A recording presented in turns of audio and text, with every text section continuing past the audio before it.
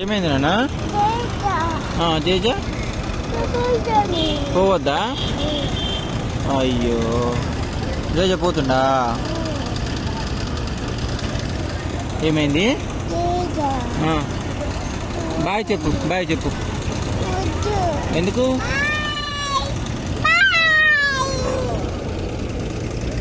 నువ్వు చెప్పు బాయ్ చెప్పు నాన్న, బాయ్ చెప్పు, బాయ్ చెప్పు. ఇక చూడు, బాయ్ చెప్పు.